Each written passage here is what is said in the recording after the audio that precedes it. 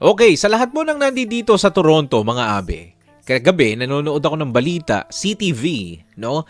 At meron daw nahuli na malaking sindikato ng mga nangungupit o nagnanakaw ng tinatawag sa retail, no? Sa mga retail, sa mga convenience store, sa mga drugstore. Kumbaga sa Pilipinas, parang sa Mercury Drugs, no? Meron daw mga nahuli na malaking sindikato. An alert that came from Waterloo region of possible retail thefts. And to give you an idea of what these are in excess of $1 million, here's a little more from Hamilton Police. Organized retail theft is not a victimless crime. It extends well beyond the businesses directly targeted.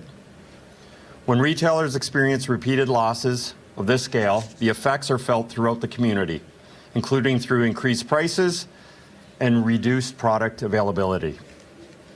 To the businesses, employees affected, we recognize the challenges you have faced, and we want you to know that your concerns have been heard. Na milyon-milyon daw ang tawag dito, ang nabibiktima, no? So ang kanilang modus operandi sa shoppers, no? Alam niyo naman dito sa Canada, parang yan ano yan, Mercury Drug sa Pilipinas. Dito sa Toronto, yung sa shoppers, may mga pumupunta sila at kumukuha sila ng mga maliliit na items kagaya ng lipstick, shaving, no? Yung mga shaving razor, mga shaving cream, mga maliliit na cologne, kung ano-ano pa, toothpaste, toothbrush, no? Iikutin nila sa dami po ng shoppers dito sa buong Greater Toronto area. Kung kumuha ka ng pailan-ilan sa loob ng isang linggo, araw-araw, o 2 beses sa isang linggo, sa dami nun, marami-rami yung maiipon mo, no?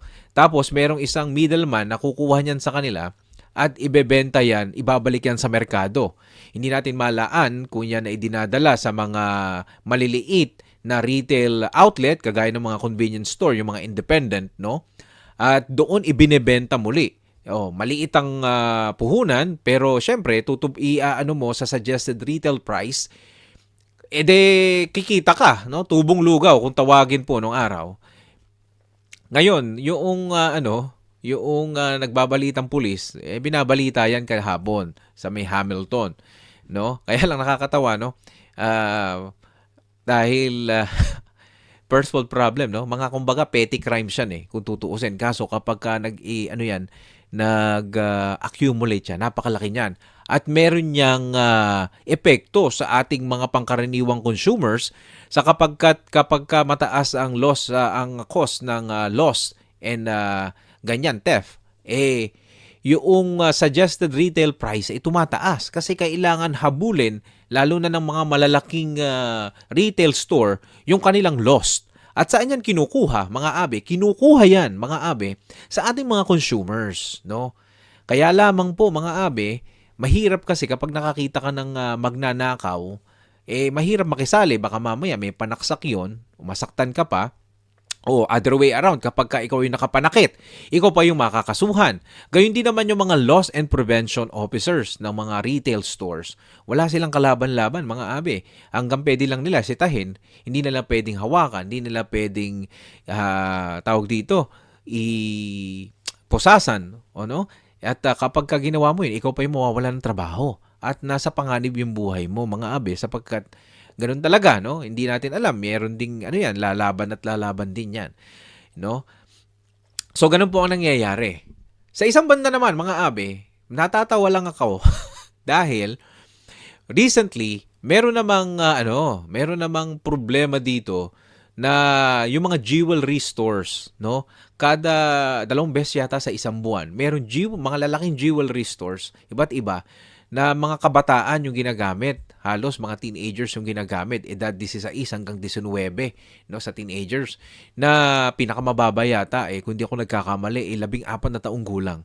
Ay ginagawa nila, minamaso nila yung mga shelves o yung mga salamin ng jewelry stores. Tapos, kinukuha nila, no?